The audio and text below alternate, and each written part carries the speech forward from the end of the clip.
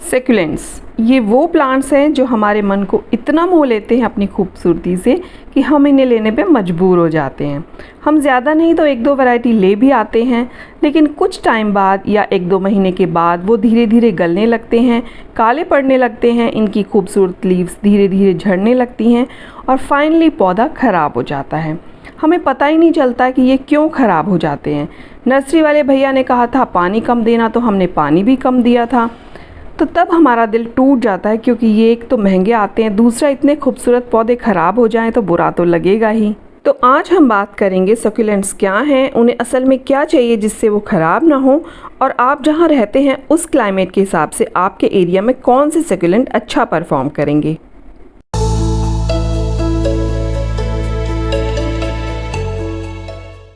Succulents की leaf के अंदर काफ़ी पानी स्टोर होता है, वो अपने लीफ में काफ़ी पानी स्टोर करके रखते हैं, तो उनको जो है सूखी जगह ज़्यादा पसंद है, ज़्यादा पानी उन्हें पसंद नहीं है, उससे वो गलने लगते हैं। तो हमारे इंडिया में दो तरह की सूखी जगहें हैं, जैसे कि गर्म सूखी जगहें, जैसे कि रेगिस्तान वगैरह, डेजर्ट वगैरह, यहाँ पर एलोवेरा और कैक्टस बहुत अच्छे से चलते हैं। और एक होती हैं ठंडी सूखी जगहें, जैसे कि लेह लद्दाख, तो यहाँ भी सकुलेंट्स बहुत अच्छे तरीके से चलते हैं। अब देखिए, एलोवेरा का प्लांट भी एक तरह का सकुलेंट है जो हमारे इंडिया में बहुत कॉमन है। इसे तोड़ के देखेंगे ना तो इसमें इतना जेल भरा हुआ है, हालांकि ये पौधा काफ़ी सूखी जगहों पर उगता है। तो देखिए, कुदरत का करिश्मा ही है, जहाँ पानी की अवेलेबिलिटी कम होती है वहाँ के ज़्यादातर प्लांट्स के अंदर पानी की मौजूदगी रहती है। अब इसका उदाहरण है जैसे कि तरबूज भी इसका एक एग्जाम्पल है, हालांकि कुदरत के करिश्मे के साथ इसके पीछे साइंस भी है। सूखी जगहों पर उगने वाले प्लांट्स जहाँ ज़्यादा पानी नहीं होता, बारिशें भी नहीं होती, वो पौधे कुछ तरह के एडेप्टेशन दिखाते हैं, वो अपने आप को मॉडिफाई कर लेते हैं, उस वातावरण के अकॉर्डिंग ढल जाते हैं। और ये प्रक्रिया कुछ दिन में नहीं, धीरे धीरे हज़ारों सालों का परिणाम होती है। इसे एवोल्यूशन कहते हैं। उन सूखी जगहों में रहने के लिए वे अपने आप को ढाल लेते हैं, और अपने पत्तों में पानी बचा कर रखना एक तरह की एडेप्टेशन है। और इन सकुलेंट्स में एक तरह की कोटिंग भी होती है जो कि मदद करती है गर्मियों में इनके अंदर के पानी को एवेपोरेट होने से। तो इस तरह से ये अपने आप को गर्मियों में और सूखी कंडीशन में बचा पाने में सक्षम है। तो इस तरह से देखिए, अगर ज़्यादा पानी डालेंगे इसमें तो इस तरह से इनके पत्ते गलने लगेंगे, और देखिए ये इस तरह से इनकी जड़ें ख़राब हो जाएंगी। लेकिन ये इतना हार्डी प्लांट है कि इस तरह से अगर ख़राब हो भी जाए तो हम नीचे से थोड़ा इसको हटा के और फिर मिट्टी में लगा दें तो ये फिर से अपनी रूटिंग स्टार्ट कर लेता है। तो पहला और मेन पॉइंट आपको पता चल गया है कि पानी इसमें ऑलरेडी होता है, इसको ज़्यादा पानी की ज़रूरत नहीं है। मिट्टी पूरी तरह सूखने के बाद भी 3-4 दिन तक इन्हें पानी की ज़रूरत नहीं पड़ती है। तो कैक्टस भी एक तरह का सकुलेंट ही है जो हमारे इंडिया में बहुत अच्छे से परफॉर्म करता है। बहुत ही हार्डी प्लांट है ये, हार्डी सकुलेंट है ये। तो दूसरा पॉइंट आता है, हम मिट्टी कैसे यूज़ करें सकुलेंट्स के लिए। अब पानी इन्हें ज़्यादा पसंद नहीं, तो ऐसी मिट्टी होनी चाहिए जो पानी को ज़्यादा होल्ड ना करे। यानी हम पानी डालें या गलती से कभी बारिश में हमारे पौधे बाहर रह भी जाएं तो उनकी मिट्टी पानी को अपने अंदर ज़्यादा देर तक ना रख पाए, पानी तुरंत निकल जाए। तो उसके लिए आप अपनी मिट्टी में रेत मिला सकते हैं, या फिर सिंडर का भी यूज़ कर सकते हैं, स्टोन डस्ट का भी उसमें यूज़ कर सकते हैं, लीफ कंपोस्ट का भी, क्योंकि ये सब पानी को होल्ड नहीं रखते हैं। तो कैक्टस के लिए एक बहुत ही बढ़िया वेल ड्रेन मिट्टी कैसे बनेगी, 50% garden soil, 50% stone dust, 50% rice husk, और लीफ कंपोस्ट 50%, और थोड़ी सी 25% नीम खली। तो ये कैक्टस के लिए जो है ना बहुत ही बढ़िया एक मिट्टी तैयार हो जाएगी। या फिर एक दूसरा फार्मूला है सिंडर 80% और उसमें लीफ कंपोस्ट जो है 20%, और थोड़ी सी नीम खली मिलाकर आप उसमें भी लगाएंगे, आपने जो भी आपके ये कैक्टस या फिर सकुलेंट हैं, तो उसमें भी बहुत बढ़िया से वो चलेंगे। अब तीसरा पॉइंट आता है कि इन्हें सूरज की रोशनी कैसी चाहिए, क्योंकि कुछ सकुलेंट तेज़ सूरज की रोशनी पसंद करते हैं और कुछ नहीं। अब सकुलेंट्स को ड्राई मिट्टी पसंद है, ज़्यादा पानी नहीं पसंद है, इन्हें मॉइस्चर भी नहीं पसंद है, इन्हें सूखी जगह पसंद है। तो जैसा कि मैंने बताया आपको, सूखी जगह हमारे देश में दो तरह की हैं, एक गर्म सूखी जगहें, एक ठंडी सूखी जगहें। तो अभी तक ये जो कैक्टस, एलोवेरा मैंने आपको बताया, ये हमारे इंडिया के हिसाब से बहुत बढ़िया परफॉर्म करते हैं।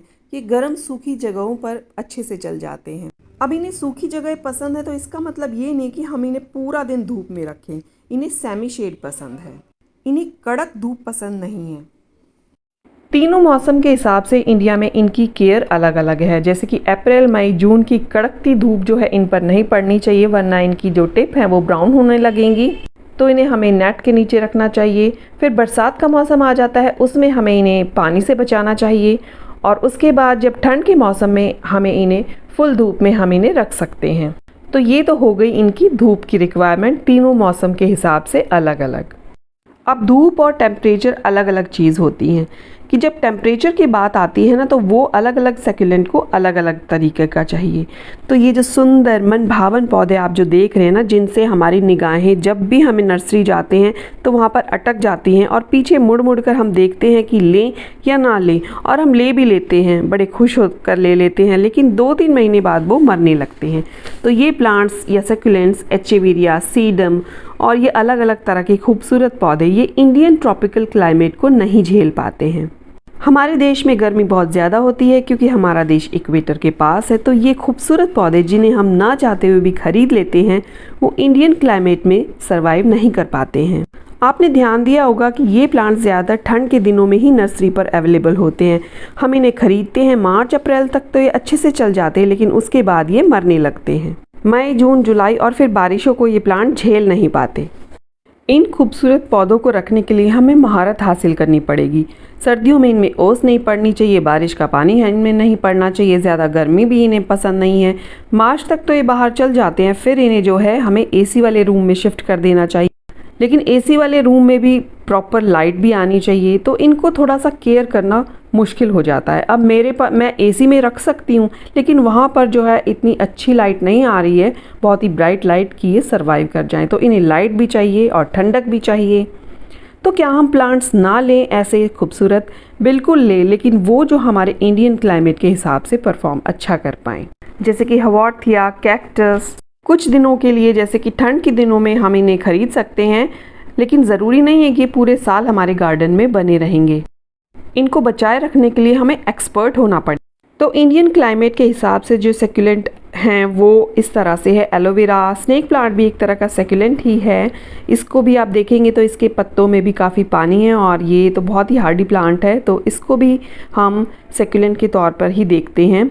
और हो गया हवॉर्थिया। हवॉर्थिया तो बहुत ही खूबसूरत लगता है, ये छोटी से छोटी जगह में भी चल जाता है और बहुत ही खूबसूरत प्लांट। जैसे हो गया कैक्टस। कैक्टस की बहुत सारी वैरायटी हैं, ये बनी ईयर कैक्टस है, तो इस तरह के होते हैं। फिर हो गया जेड प्लांट। तो ये सब इनकी प्रोपगेशन भी बहुत ही आसान है, इनके सबके बेबीज़ निकलते हैं और जेड प्लांट की कटिंग लगा सकते हैं, बहुत ही आसानी से चल जाती हैं। तो पहले हमें इन सेक्युलेंट की देखभाल करना सीखना है, तो फिर हम जो खूबसूरत दिखने वाले जो सेक्युलेंट हैं उनकी देखभाल कर पाएंगे। अगेव में भी काफ़ी पानी स्टोर होता है, ये भी एक तरह का सेक्युलेंट है।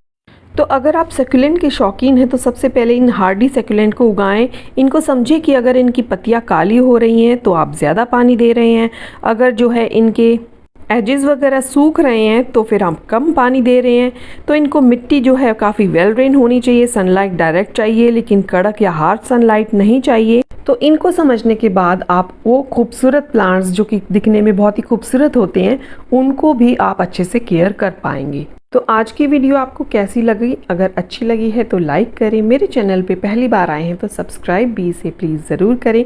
इसी तरह की गार्डनिंग से रिलेटेड वीडियोस मेरे चैनल पे आती रहती हैं।